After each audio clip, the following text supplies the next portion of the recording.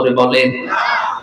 America যারা অত্যাচার করে, গাজায় যারা অত্যাচার করলো, ফিলিস্তিনে এখনো যারা অত্যাচার চালাচ্ছে, বাংলাদেশেও যারা অত্যাচার করেছে, এই দৃশ্যগুলো দেখে যদি কোনো মুসলমান বলে না ওটা আমার দলের না, ওটা আমার লোক না, যে যা করছে করুক, আমি তো ভালো আছি, আপনি মনে করবেন আপনার এই জায়গাটা প্যারালাইজড হয়ে গেছে আপনার ঈমানের ভেতরে।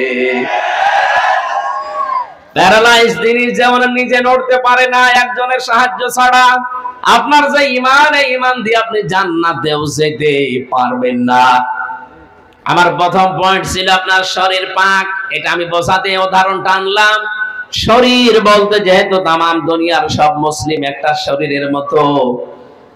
এখন আমি এই সাভার জামে মসজিদে নামাজ পড়তে যাব, এদিকে তাকান।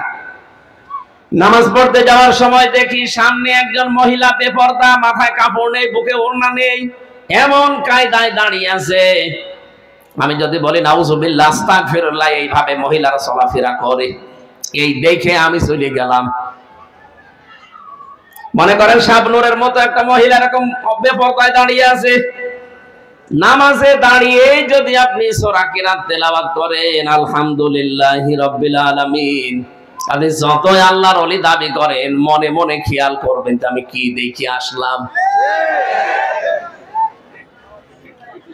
বলেন তো এখন কি ওই শাবনূরকে মেরে ফেলা লাগবে? না, তাকে পবিত্র করা লাগবে। তাকে পবিত্র করার মাধ্যম আল্লাহ দিয়েছেন পর্দা। কি বলেন বলেন? ওকে পর্দা দেওয়ার ক্ষমতা আমার আছে, সালাউদ্দিন সাহেবের আছে না, রাষ্ট্রের আছে, এবং তার দায়িত্বশীল যারা তাদের আছে। সুতরাং এই দায়িত্বশীল গুলোকে দায়িত্বপূর্ণ আচরণ করা দরকার, আর এই রাষ্ট্রকে এমন জায়গায় দেওয়া দরকার রাষ্ট্র যেন তাকে পবিত্র করে, পর্দার বিধান দেয়। নামাজে দেওয়ার সময় যদি ওইরকম কিছু বাদেও, বাঁধবে তো না, বাঁধবে কিন্তু ফাতেমার মতো দেখতে মনে হবে। হযরতে ফাতেমা যখন বাইরে যেতেন তখন যেমন পর্দা করে যেতেন, ওরকম রাস্তাঘাটে দেখবেন কিন্তু শাবনূর না, দেখবেন আপনি ফাতেমা। নামাজে দাঁড়াবেন কিন্তু আপনার ওই খেয়াল আর আসবে না, কারণ আপনি দেখে এসেছেন হয় নিজের খালা নাই নিজের মেয়ে। আমার বোঝানোর বিষয় ছিল 13টা বিষয়, যেহেতু ফরজ নামাজের ভেতরে, এই 13টা ফরজের একটা ফরজ আপনি আদায় করেননি, 12টা আদায় করেছেন, আপনার নামাজ হবে? বলেন বলেন। এখন যদি বলেন না আমি 12টা আদায় করলাম, একটা করি নাই, অন্তত 12টা সওয়াব দেন, কি হবে? না। এটা যেমন সহজে বুঝলেন। হ্যাঁ, 14টা ওয়াজিব আছে, যদি আপনি একটাও ছেড়ে দেন আপনার নামাজ হবে, কিন্তু জরিমানা দেওয়া লাগবে, সিজদা। কি দেওয়া লাগবে? বলেন বলেন। সুন্নাত আছে 12টা, নামাজ ভেঙে যাওয়ার কারণ আছে 19টা। এর ভেতরে যে কোনো একটা যদি ছেড়ে যায় আপনার নামাজ কিন্তু বাতিল হয়ে যাবে 19টার ভেতরে।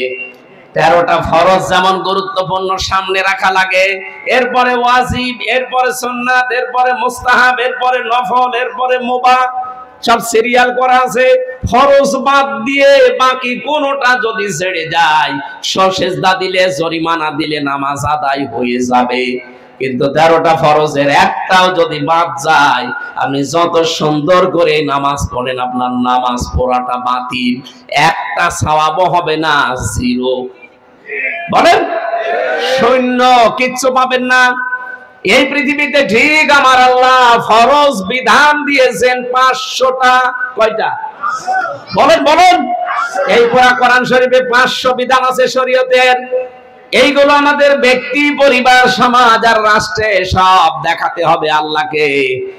আপনি 499টা মানেন, একটা মানেন না, নিজে তো মানেন না, আরো বিরোধিতা করেন, বুঝবেন আপনার 12টা ফরজ আদায় করে একটা ফরজ আদায় না করলে যেমন একটা সওয়াব হয় না, জিরো হয়।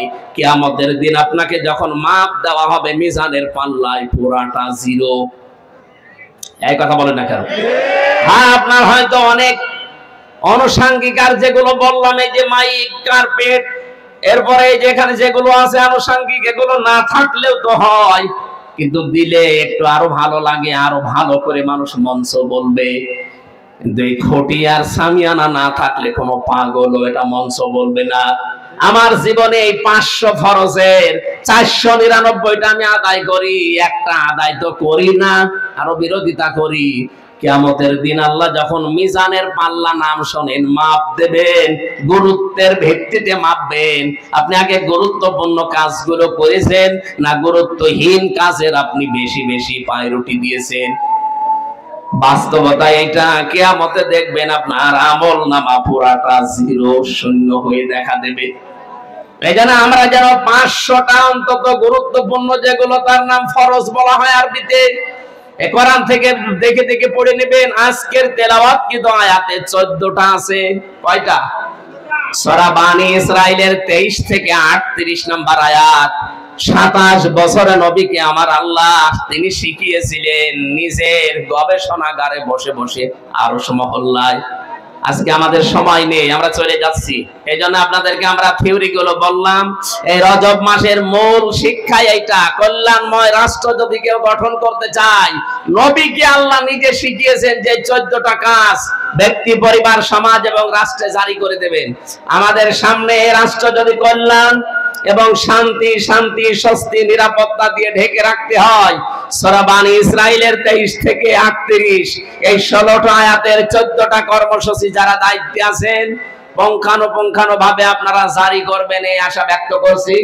এবং চর্মচোখে যেন আমরা দেখতে পাই এই দেশটা একটা কল্যাণময় রাষ্ট্র আল্লাহ তৈরি করে দিয়েছেন। বলেন আমিন। আমি আর টানতে পারছি না, ওখানে আমরা এশার নামাজ পড়ে এসে গাছি পড়ি, সময় নেই।